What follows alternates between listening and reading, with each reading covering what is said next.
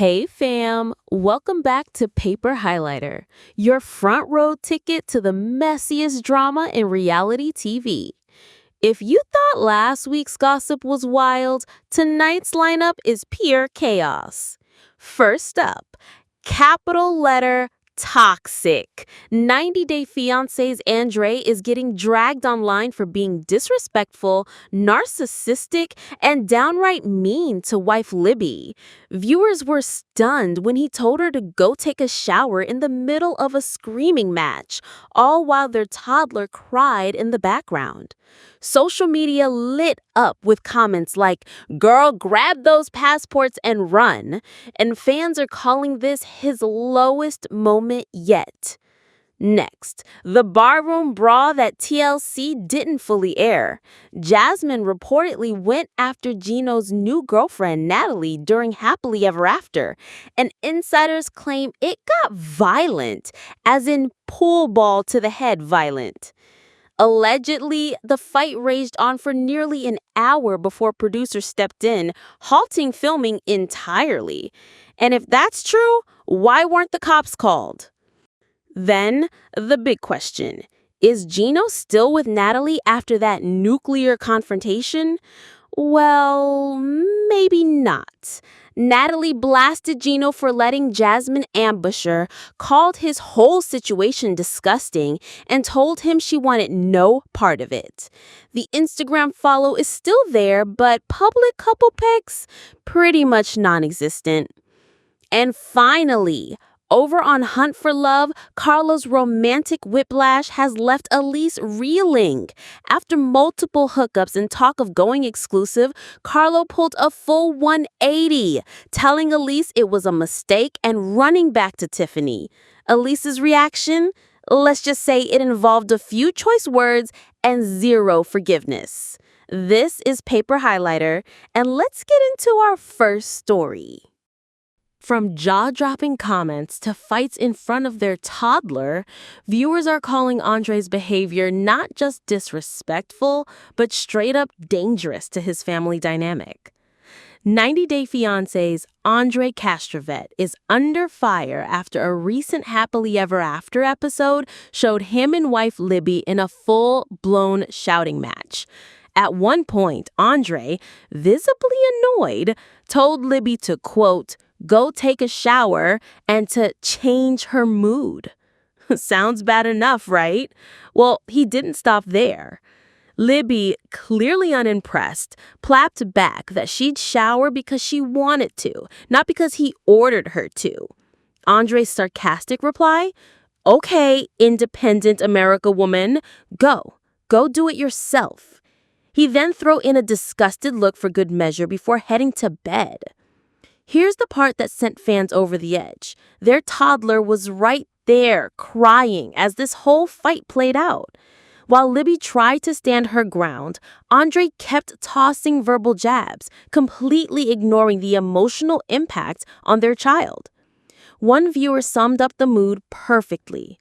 "The way he spoke to her here really upset and triggered me." Another fan wrote, "Girl, grab those passports and run." And yet another called it capital letter toxic. I just feel bad for the kids. The conversation quickly shifted from a disagreement between spouses to a bigger discussion about emotional safety in a marriage and in a home with young children. Some critics pointed out this isn't the first time Andrei's temper has overshadowed the couple's storyline. Longtime viewers remember earlier seasons where his blunt, controlling style clashed with Libby's family, sparking endless drama. But this latest episode feels different, more raw, more pointed, and more personal.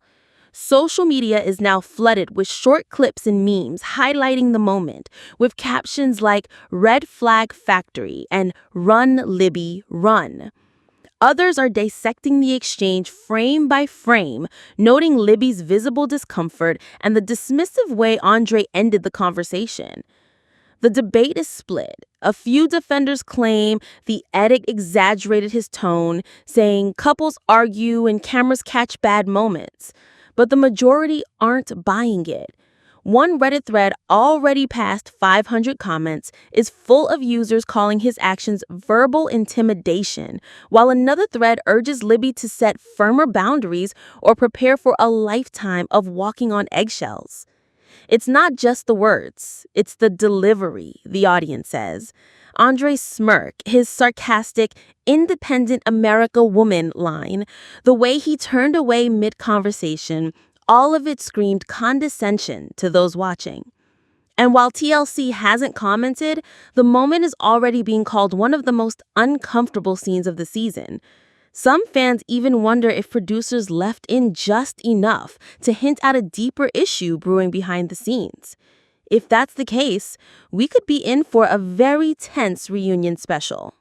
And if you think Andrei's blow-up was intense, wait until you hear about the rumored 1-hour brawl between Jasmine and Gino's new girlfriend Natalie and the shocking weapon one of them allegedly grabbed mid-fights. So here's how it went down. Gino Palazzolo's soon-to-be ex-wife Jasmine Pineda came face-to-face with his new girlfriend Natalie Mordovtseva at a family gathering. Tensions were sky-high before they even said hello, and it didn't take long before words turned into full-on chaos. The episode showed a quick altercation, a little yelling, some hand gestures, and producers breaking it up. But according to 90-Day insider Shabuti, that's just the tip of the iceberg. Behind the scenes, the fight reportedly raged for almost an hour. Things escalated so badly that TLC allegedly halted filming until both women cooled down. And here's the part fans can't stop talking about: the rumor that Jasmine actually picked up a pool ball from a nearby table and struck Natalie in the head. Yep, a pool ball. If that's true, it's not just reality TV drama. That's potentially felony-level assault. Now, there's no official confirmation from TLC, and Natalie hasn't gone public with any injury claims, but the whispers are loud enough that viewers are asking why, if it happened, no one called the cops. Longtime fans will know Jasmine has a history of explosive moments. This is the same woman who once yanked Gino's hat clean off his head, threw a high heel at Rob Warren during a tell-all, and famously lost it over leaked private photos. Violence isn't new territory for her, but actually hitting someone? That's a whole other level. The other burning question is why this meeting happened at all. Gino's family knew Jasmine's history. Producers knew. Even Gino himself had to know Natalie walking into that party was like tossing gasoline on an open flame. It's not lost on fans that this is the second time Jasmine has got into a fight with someone named Natalie in a bar, the first being on 90 Day The Last Resort. Coincidence? Maybe, but the pattern has viewers wondering if producers were chasing that deja vu drama. Shabuti also claims producers deliberately kept the most shocking footage out of the edit, possibly to avoid legal trouble or network backlash. But that's not stopping fans from demanding the uncut version, with some saying, if you're going to sell us drama, give us all of it. Others are pointing out that if Natalie was struck, she might have chosen not to press charges to avoid derailing her relationship with Gino or her role on the show. Some even suspect the whole fight was intentionally manufactured to hype the season, knowing Jasmine's volatility would guarantee headlines. Either way, the rumors have done exactly what TLC probably wanted, made this episode one of the most talked about moments of the season. And just when you think this saga couldn't get any more complicated, we're heading straight into the messy reality of Gino and Natalie's relationship after the fight, and whether they even made it past the drama. Let's rewind. Gino Palazzolo entered the 90-Day universe with Jasmine Pineda by his side. They had ups, downs, and a very public open marriage experiment. But by the time Happily Ever After Season 9 rolled around, the honeymoon was long over. Gino made it clear He wanted a divorce from Jasmine and a fresh start with Natalie BRAWL. The problem? That fresh start came with baggage. Gino's family was still close with Jasmine, and they didn't exactly roll out the welcome mat for Natalie. In fact, some even joked, or maybe not joked, that Natalie looked just like Jasmine. Gino himself admitted on camera, "I look at Natalie and she looks like Jasmine." Yikes. Then came the ill-fated first meeting between Jasmine and Natalie, the same one that allegedly ended with a pool ball to the head. In the aftermath, Natalie was livid. She told Gino point blank that she wouldn't tolerate disrespect and blamed him for putting her in harm's way.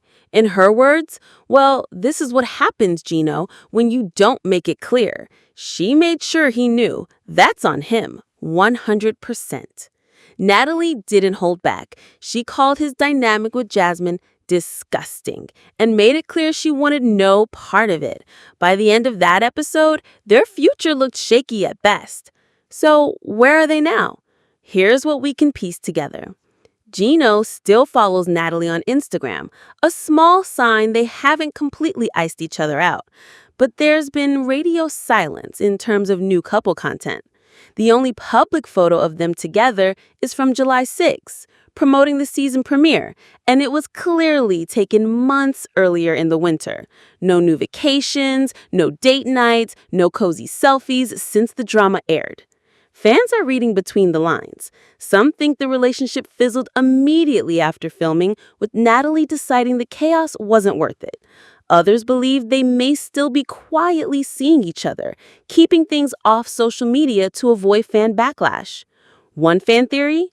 Natalie is playing the long game, waiting until the season wraps before revealing where things stand, possibly in an explosive tell-all moment. Another? That this was never a serious romance to begin with, but a more of a TLC-engineered storyline to bridge Gino from Jasmine to whatever comes next. Whatever the truth, the optics aren't great. If Natalie wanted to be Gino's fresh start, she spent most of her screen time cleaning up messes from his past, and it's hard to see how that sets them up for long-term success. And just when you think we're done with romantic chaos, Carlo from Hunt for Love is making headlines for dumping Elise, calling their hookup a mistake, and then running back to his ex-flame, Tiffany.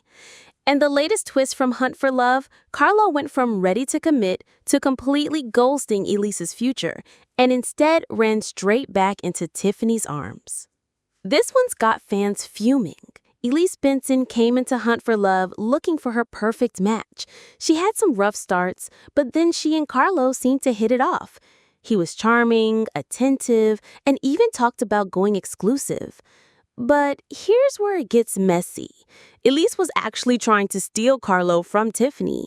Tiffany had been exploring other guys at the resort, and Carlo clearly didn't like feeling sidelined. So he shifted gears fast.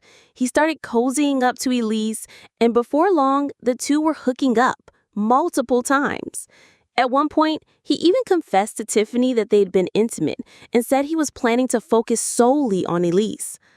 But apparently, Carlo's commitment lasted about as long as a reality TV commercial break.